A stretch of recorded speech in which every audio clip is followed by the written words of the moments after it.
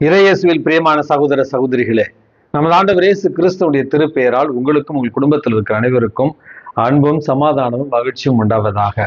அன்பு மிக்கவர்களே, மே மாதம் 6ஆம் தேதி தாயாம் திரு அவை புனித டோம்னிக் சாவியோ அவர்களுடைய நினைவு நாளைத்தான் கொண்டாடுகிறது. புனித டோம்னிக் சாவியோ சலேசி சபையினுடைய நிறுவனராக இருக்கிற புனித தொன்போஸ்கோவினுடைய பள்ளியில படித்து அவருடைய குருமடத்துல வளர்ந்து புனிதத்தில் இன்றைக்கு உயர்ந்திருப்பவர். வெறும் 14 வயதிலேயே புனித நிலைக்கு உயர்த்தப்பட்ட ஒரு மாபெரும் புனிதராக கருதப்படுகிறார். இந்த புனித டோம்னிக் சாவியோ என்பவர் பீட சிறுவர்களுடைய பாதுகாவலராகவும் பாடகர் குழுவினுடைய பாதுகாவலராகவும் இளையோருடைய பாதுகாவலராகவும் தான் இந்த புனித டோம்னிக் சாவியோ இருக்கிறார். அனுபவமிக்கவர்கள். இவர் பிறந்தது இத்தாலி தேசத்துல 19ஆவது நூற்றாண்டுல. மிக புனிதமான ஒழுக்கமான ஒரு குடும்பத்துல இவர் பிறக்கிறார். எப்படி ஒரு கிறிஸ்தவ குடும்பம் தங்களுடைய பிள்ளையை புனிதத்துல வளர்க்க முடியும் என்பதற்கான சான்று தான் புனித டோம்னிக் சாவியோனுடைய பெற்றோர்கள். அழகான புனிதமான கத்தோலிக்க கிறிஸ்தவ குடும்பம்.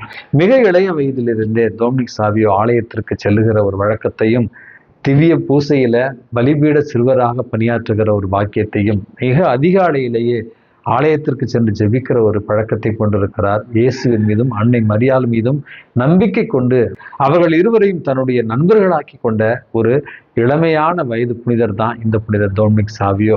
புனித தொன்போஸ்கோனுடைய மாணவர் இல்லத்துல 2 ஆண்டுகள் மட்டுமே இருக்கிறார். தான் புனிதராவதற்கான சரியான வழிகாட்டி தூய தொன்போஸ்கோ என்று புனித தொன்போஸ்கோவிடத்துல சென்ற இந்த 12 வயது இளைஞர் சொன்ன வார்த்தை, தந்தையே, நான் ஒரு துணி, ஆண்டவருக்கு உகந்த உத்தமமான ஒரு ஆடையாக என்னை நீங்கள் தையல்காரராக இருந்து உருவாக்க வேண்டும் என்று சொல்லி தங்களுடைய பாதுகாப்புல பராமரிப்புல என்னை நான் விடுகிறேன், என்னை நீங்கள் ஆண்டவருக்கு உகந்த புனிதமான பாத்திரமாக மாற்றிடும் என்று சொல்லுகிற அளவுக்கு புனிதத்துல நாட்டம் கொண்டவராக இருந்தார் புனித டோம்னிக் சாவியோ. எப்பொழுதெல்லாம் தன்னுடைய நண்பர்கள் தீய வார்த்தைகள் பேசி பாவத்துல வாழ்ந்து கொண்டிருந்தார்களோ அவர்கள் நடுவுல சென்று அமைதியின் தூதுவனாக இயேசுவினுடைய பாடுகளை எடுத்து கூறி தன்னுடைய நண்பர்களை மறுபடியும் புனித வாழ்விற்கு கொண்டு வந்தவர் தான் புனித டோம்னிக் சாவியோ. தன்னுடைய நண்பர்களோடு சேர்ந்து அன்னை மரியாளுக்கான ஒரு பக்தர் சபையை 12 வயதிலேயே ஏற்படுத்தி அந்த பக்த சபையினுடைய விருது வாக்குகளாக அடிக்கடி நன்மையை உட்கொள்தல், பாவத்தை விட்டு விலகுதல், புண்ணியத்துல வளர்தல் என்கிற அழகான ஒழுக்க நெறிகளோடு வாழ்ந்தவர் தான் இந்த புனித டோம்னிக் சாவியோ.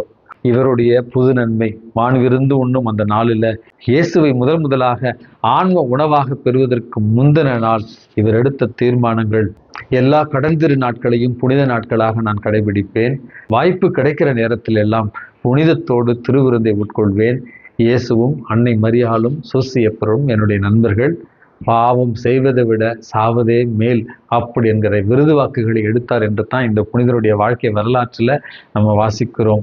ஆன்மீகமிக்கவர்களே, கத்தோலிக்க திரு அவையில 14 வயதிலேயே புனித நிலைக்கு உயர்த்தப்பட்டிருக்கிறார் இந்த புனித டோம்னிக் சாவியோ. ஆன்மீகமிக்க பெற்றோர்களே, இன்றைய மன்னாவினுடைய உறவுகளே, நம்முடைய பிள்ளைகளை இளம் வயதுல புனிதத்துல வளர்த்தெடுக்க வேண்டியது நம்முடைய கடமை. கல்வியிலும் ஒழுக்கத்திலும் ஞானத்தில் அவர்களை தூய டோம்னிக் சாவியோவை போல புனிதத்தில் வளர்த்தெடுக்க இறைவன் உங்களையும் என்னையும் ஆசீர்வதிப்பாராக. இன்றைக்கு நமக்கு கொடுக்கப்பட்டிருக்கிற நற்செய்தி வாசகத்துல நமது ஆண்டவர் இயேசு கிறிஸ்து யோவான் நற்செய்தியில பல உருவகங்களை சொல்லியிருக்கிறார். நானே ஆயன், நானே வாழ்வு, நானே வழி, நானே உணவு, இன்றைக்கு நானே உண்மையான திராட்சை கொடி. உண்மையான திராட்சை கொடி நானே, என் தந்தையே அதை நட்டு வைப்பவர். என்னிடம் உள்ள கனிகொடாத கிளைகள் அனைத்தையும் அவர் தரித்து விடுவார், கனிதரும் அனைத்து கிளைகளையும் மிகுந்த கனிதருமாறு கழித்து விடுவார் என்கிற வார்த்தைகள் பயன்படுத்தப்பட்டிருக்கின்றன. கனி தராத கிளைகளை அவர் தரித்து விடுவார், கனி தருகிற கிளைகளை அவர் கழித்து விடுவார் மிகுந்த கனி தரும் பொருட்டு. நற்செய்தி வாசகத்தினுடைய 2வது பகுதியில, என்னோடு இணைந்திருந்தாலன்றி கனி தர இயலாது, நானே திராட்சை கொடி, நீங்கள் அதன் கிளைகள், ஒருவர் என்னுடனும் நான் அவருடனும் இணைந்திருந்தால் அவர் மிகுந்த கனி தருவார்.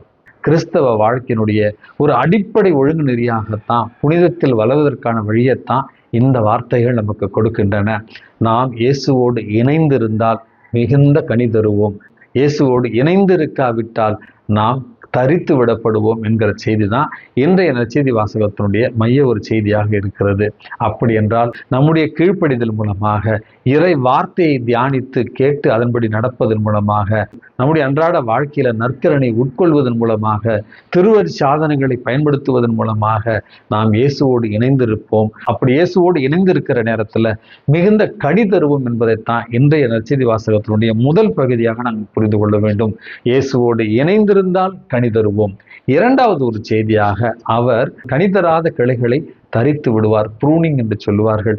நம்முடைய வாழ்க்கையில பாவத்தை விட்டு விலகவும், அதே நேரத்துல பாவத்திற்கு ஏதுவான நம்மை பாவத்துல விழச்செய்கிற சூழல்களை விட்டு விலகி இருக்கவும், தனிமனித வாழ்க்கையில பேராசை, சுயநலம் இவற்றிலிருந்து விடுதலை பெற்றிடத்தான் இறைவன் நம்முடைய வாழ்க்கையில சில துன்பங்களையும் வேதனைகளையும் தருகிறார். அப்படி என்றால் இந்த பாவ வாழ்வையும் பழைய வாழ்வையும் விட்டுவிட்டு இயேசுவோடு இணைந்திருந்தால் நாம் மிகுந்த கனி தருவோம் என்கிற இந்த இரண்டாவது செய்தியையும் தான் இன்றைய நற்செய்தி வாசகம் நமக்கு தருகிறது.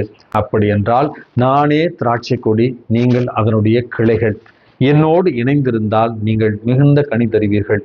என்னை பிரிந்து உங்களால் எதுவும் செய்ய முடியாது என்கிற வார்த்தைகள் இயேசுவோடு இணைந்திருந்தால் நாம் மிகுந்த கனி தருவோம் என்கிற அழகான செய்தியைத்தான் இன்றைய வாசகங்கள் நமக்கு சொல்லுகிறது. ஆகவே இன்றைய ஜெபத்துல இயேசுவோடு நாம் இணைந்திருக்கவும் மிகுந்த கனி தரவும் இன்றைக்கு மன்றாடி ஜெபிப்போம். எல்லாம் வல்ல இறைவன், தந்தை, மகன், தூய ஆவி உங்களையும் உங்கள் குடும்பத்தில் இருக்கிற அனைவரையும் நிறைவாக ஆசீர்வதித்து பாதுகாத்து வழி நடத்துவாராக. ஆமென்.